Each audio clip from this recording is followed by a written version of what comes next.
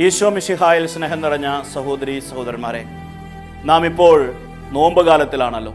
ഈ നോമ്പ് കാലത്തിൽ ഉപവാസം വഴി ആധ്യാത്മിക ജീവിതത്തിൽ വളരുവാൻ നാം പരിശ്രമിക്കുന്നു.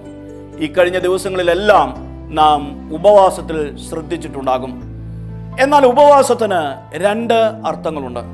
ഒന്നാമത്തെ അർത്ഥം, നമുക്ക് ഇഷ്ടപ്പെട്ട ഭക്ഷണപദാർത്ഥങ്ങൾ വേണ്ടെന്ന് വെച്ച്, നമുക്ക് ഇഷ്ടപ്പെട്ട ശീലങ്ങൾ വേണ്ടെന്ന് വെച്ച് കർത്താവിനോട് കൂടെയായിരുന്ന് നമ്മുടെ ശരീരത്തെയും മനസ്സിനെയും ആത്മാവിനെയും എല്ലാം വിശുദ്ധീകരിക്കാൻ നാം പരിശ്രമിക്കുന്നു. സാധാരണ രീതിയിൽ നാം എല്ലാവരും ഇത് ചെയ്യാറുണ്ട്. ഇത് നമ്മുടെ ആധ്യാത്മിക വളർച്ചയെ കാര്യമായി സഹായിക്കും. എന്നാൽ ഈ ഉപവാസത്തിന് മറ്റൊരു വശവും കൂടെയുണ്ട്. യെശയ്യായുടെ പുസ്തകം 58 അധ്യായം 5 മുതൽ 8 വരെ വചനങ്ങളിൽ കർത്താവ് ചോദിക്കുന്നു, നിങ്ങൾ ഉപവസിച്ചതുകൊണ്ട്, നിങ്ങൾ ഭക്ഷണം കഴിക്കാതിരുന്നത് കൊണ്ട് എന്നെ സന്തോഷിപ്പിക്കാമെന്ന് നിങ്ങൾ കരുതുന്നുണ്ടോ? ഞാൻ ഇഷ്ടപ്പെടുന്ന ഉപവാസം ഇതാണ്: അനീതിയുടെ കെട്ടുകൾ പൊട്ടിക്കുക, ദരിദ്രരോട് ദയ കാണിക്കുക, നിങ്ങളുടെ ഭക്ഷണം വിശക്കുന്നവരുമായി പങ്കുവയ്ക്കുക, വസ്ത്രമില്ലാത്തവർക്ക് വസ്ത്രം കൊടുക്കുക, സഹായിക്കാൻ മടി കാണിക്കരുത്. അങ്ങനെ നിങ്ങൾ ചെയ്യുമ്പോഴാണ് നിങ്ങളുടെ മേൽ എൻ്റെ കൃപ പ്രഭാതത്തിലെ സൂര്യനെ പോലെ പ്രകാശിക്കുക. അപ്പോൾ കർത്താവ് പറയുന്നത്, ഉപവാസം എന്ന് പറഞ്ഞാൽ ഭക്ഷണം വേണ്ടെന്ന് വയ്ക്കൽ മാത്രമല്ല, ആ ഭക്ഷണം മറ്റുള്ളവരുമായി പങ്കുവെക്കുന്നതും കൂടെയാണ്. മറ്റുള്ളവരുടെ വേദനയിൽ പങ്കുപറ്റുക, അവരുടെ ഭാരം കുറയ്ക്കാൻ പരിശ്രമിക്കുക, അവരുടെ മുകളിലുള്ള ആ കടുത്ത നുകം മാറ്റിക്കൊടുക്കുക, അവരെ വിമോചിപ്പിക്കുക, വസ്ത്രമില്ലാത്തവർക്ക് വസ്ത്രം കൊടുക്കുക.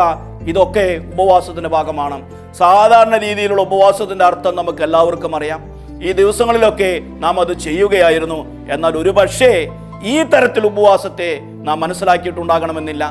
മനസ്സിലാക്കിയിട്ടുണ്ടെങ്കിൽ അതുപോലെ നമ്മുടെ ജീവിതത്തിൽ ഉപവസിക്കാൻ നാം പരിശ്രമിക്കണം. കർത്താവിനോട് കൂടെ ആയിരിക്കാൻ വേണ്ടി നമ്മുടെ സഹോദരങ്ങളെ സ്നേഹിക്കുക, അവർക്ക് സഹായം ചെയ്യുക, നമ്മൾ വേണ്ടെന്ന് വെക്കുന്ന ഭക്ഷണം ഇല്ലാത്തവരുമായി പങ്കുവയ്ക്കുക.